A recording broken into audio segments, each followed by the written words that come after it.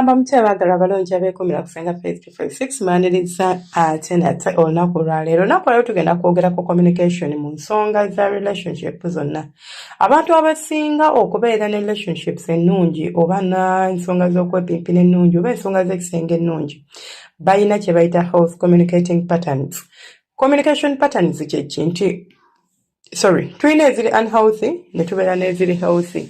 In this nti nsobola okwesanga oba osobola osanga omuntu nti bwe mba nina ekinyiizizza ndeekaana, that is unhealthy. Bwe mba nina ekinyiizizza abamu ba resortinga nti bw'afuna ekimunyiizizza yasalawo kusirika munne n'amuwa silent treatment, and olusirika luno bw'alukola lutwaliramu n'ekisenge nti agenda kusirika outside the bedroom ate ne mu kisenge asirike bamukwateko yeesunsungule, bamukwateko yenyiize kubanga munyiivu n'otamanya nti you are hurting your relationship mu ngeri eno.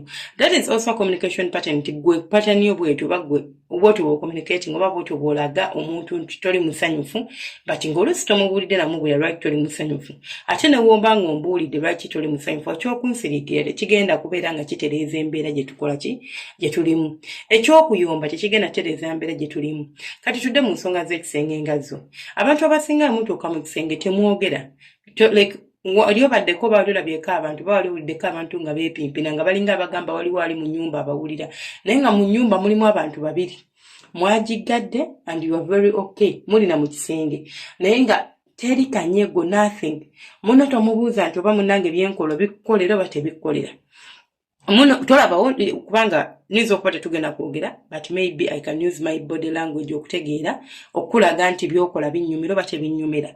Then nawe n'ogamba naye nga buli kimu kiri okay nkyuseemu tukole tutya nti mukyusa n'okubeera nti mugenda kukyusa bu style nga mulinga abakasiru like mukozesa sigeno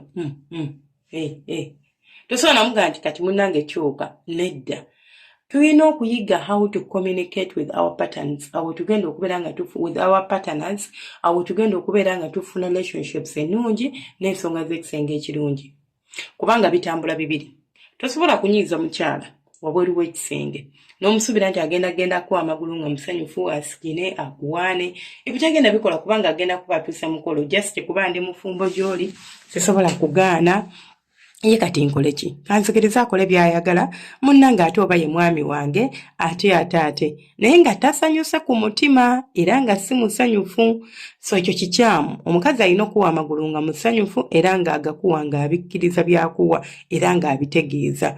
Ekirala kye tulinza okutunuulira oba kye tulinza okwogerako nti abantu abamu mubeera nga muli mu kikolwa ky'omukwano muno n'abeera nga ekyufu engeri gy'akupimpinamu oba engeri gyeyegatta naawe ekulumya like olumizibwa but n'otamugamba kale ninza obutamasitalo nga kalo gye kugambirawo nti munnange onnumya naye ate bw'omanya nti ye yenzi naye osobola ofuna akadde n'otuulako naye n'omugamba nsaba kwogerako naawe munnaye engeri gy'onzi na bweti ne bweti binnuma kale lwakuba nsirika naye ngambi leero kankugambeko tukyuseemuko mu nzina engeri gy'onnyingizamu omukira ennuma engeri gy'okolamu bw'oti nnumizibwa naye n'osirika n'ekyo ekizibu kati n'otandika ate kufunawo busongasonga kwewala kwegatta naye ng'ate ekizibu kisobola okubeera addressed ne tubeera nga twegatta nga n'ensonga zaffe zitambudde bulungi.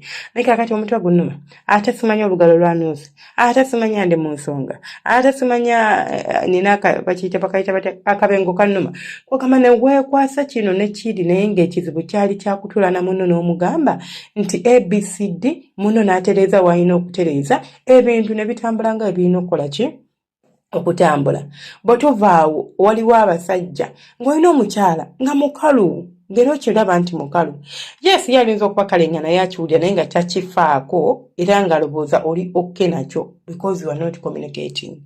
Kumbe gwe kikukosanga gwe kikumalako emirembe. Mufo ky'ogamba omuntu ono nti munnange mukyala wange omulungi ekituufu kiri nti tunoonye ku ddagala ly'amazzi osirika busirisi oluusi n'osalawo kwenda oba oluusi nawe n'osalawo kubeera nti omulumya nnyo nti omwewala ng'oluusi wafunayo akantu kebbali akakumalira ebizibu kati ng'ono omwewala bw'aleetawo embeera yonna ey'okubeera nti mwegatta ng'otandika kwebuzaabuza kigenda kutta amaka kuba kigenda kuleeta obutabanguko munne agenda tandika okuteebereza lwaki tankwatako lwaki ali bw'ati kumbe musajja wattu naawe okwoyo omukiro okubeera nga bagukolobola.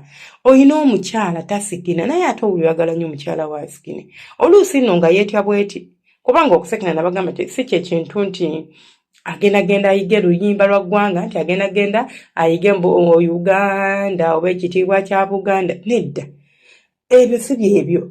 Response mugambe just let it out. Nawe kenyini osobola otandika emboozi n'olaba oba omugyamu omulamwa, naye ate bw'okyogerako sometimes owuuka ekyo ky'obadde, kubanga abantu abamu alema okwogera ku kizibu wabula ate n'abeera n'obusungu ku muntu ayina ekizibu ekyo. Ti si nze kizibu, nze ndi muntu ayina ekizibu. Kati ate obusungu oyolekezza nze instead of obwolekeza eri ekizibu ne tukirwanisa ne kivaawo. Bino byonna tugenda bituukako singa tuba tutaddewo embeera ey'okwogerezeganya wakati waffe. Ne nkugamba munnange mwami wange oba n'ongamba munnaye mukyala wange kino ne kino kyekiriwo ne nkitegeera. Mulina abasajja nga bawunya bubi bawunya obusolo. Naye n'otamugamba kyokka ate ekisinga okunkwasa ennaku oba ekinyiiza nti ate osobola ogenda n'obinyumizaako mukwano gwo gw'obuulira buli kimu ekyo n'omwana naye nkubulire nene ekizibu nti kizibu ki omusajja wange awunya akasolo. Lwaki olowooza nti tosobola kugamba bbaawo nti awunya akasolo naye ng'ate osobola okigamba mukwano gwo? Mugambe bebe akasolo ko kawunya bubi, simanyi lwaki oba kirwadde oba kiki, naye gendako mu ddwaliro, I'm uncomfortable with it. Omukazi we awunya akasolo mugambe ategeere. Tisawa oyo omuntu oluusi okimugamba n'anyiiga n'atondowala naye ajja kwetereza kiveewo ate oluvannyuma she will be understanding oba he will be understanding ategeere munnange ate yannyamba nno yadde anisa n'okubeera nga awunya naye nga tamanyi nti awunya. Mukkirize mugaane oli abantu ng'alimu ekisu naye nga tamanyi nti awunya era nga bwe yeewunya kwetabulira nti awunya oba nti awunya bubi. So mugambe awunya enkwawa buli bwe mwepimpina bwe mugenda okugyayo bati ng'owulira okufa oziira mugambe manyi kwesaka deodorant onzita. Kuba ekyo tekyetaagisa kunaaba. Omuntu alimu akasu ne bw'anaaba sigala awunya nti olutuuyana oba olutambula ng'akasu kali kapiikinga oba nga kadda.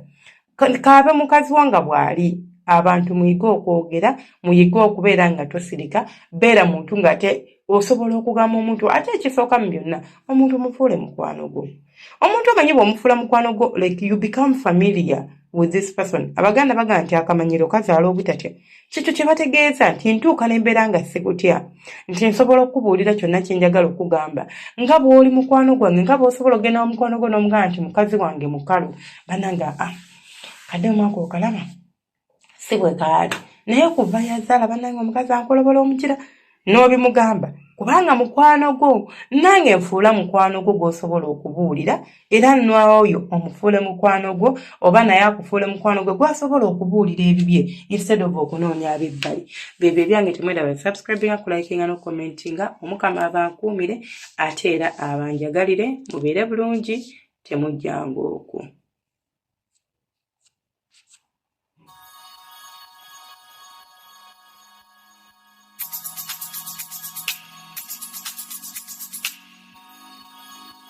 Yeah.